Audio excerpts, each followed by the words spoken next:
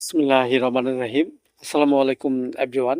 Welcome to সোনা হোমি হল channel. আজ আপনার মাঝে নতুন একটি ভিডিও নিয়ে আলোচনা করব। ভিডিওটি হলো অ্যালার্জি রোগে 2টি হোমিও ওষুধ। এভরিওয়ান, এটি একটি গুরুত্বপূর্ণ একটি ভিডিও। অ্যালার্জি মানবদেহের একটি চর্মরোগ। এই রোগ দেখা যাচ্ছে আমাদের মাঝে প্রায় সকল মানুষেরই কম বেশি এই রোগটি হয়ে থাকে। এই রোগটি হওয়ার বিভিন্ন কারণ হয়ে থাকে। এর মাঝে কিছু উল্লেখযোগ্য কারণ হলো আমাদের রক্তে যদি কোনো ত্রুটি কিংবা লক্ষণ দেখা দেয়, এর ফলে আমাদের মাঝে এই অ্যালার্জি রোগটি হতে পারে।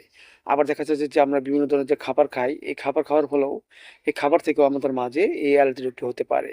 আবার দেখা যাচ্ছে যে আমাদের শরীরে বিভিন্ন অঙ্গ প্রত্যঙ্গে বিভিন্ন ধরনের ঘাম জমা হয়, সেই ঘাম থেকে এক ধরনের ফাঙ্গাস তৈরি হয়। এই ফাঙ্গাস থেকেও আমাদের বডিতে এই অ্যালার্জি রোগের সৃষ্টি হতে পারে। সো এবার এই রোগটি আমাদের মাঝে হলে আমরা 2টি ওষুধ সেবন করে সুস্থ হতে পারি। যেমন দেখা যাচ্ছে যে একজন ব্যক্তি যদি শীতকাতর হয়, পানি পিপাসা প্রচুর থাকে এবং শরীরে কিছু দানাদার বর্ণ হয়েছে, বর্ণটি দেখতে অনেকটা লাল বর্ণের হয়, প্রচুর চুলকায় এবং জ্বলে, ব্যথা করে, তাহলে এসব লক্ষণে আমরা হোমিওপ্যাথিতে একটি ওষুধ খেতে পারি। সেটা হলো আর্সেনিক অ্যালবাম 30। আমরা 2 ফুটা করে সকাল বিকাল 2 বার সেবন করতে পারি। আবার দেখা যাচ্ছে যে একজন ব্যক্তির শরীরে কিছু ছোট ছোট বর্ণ হয়েছে, বর্ণটি কাটার নেই, জ্বালাপুত থাকে এবং প্রচুর চুলকায়, ব্যথাও করে। এই এই রোগটি হলে আমরা দূর করানোর জন্য একটি প্রশংসনীয় ওষুধ খেতে পারি। সেটা হলো আটিকা ইউএস মাদার। আমরা 10 ফোঁটা করে সকাল বিকাল 2 বার সেবন করতে পারি। এতে করে আমাদের মাঝে অ্যালার্জি রোগটি আস্তে আস্তে কমে যাবে।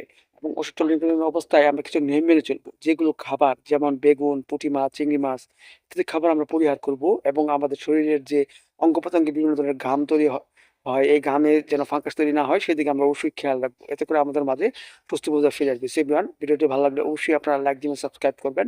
সবাই ভালো থাকেন। Thank you so much.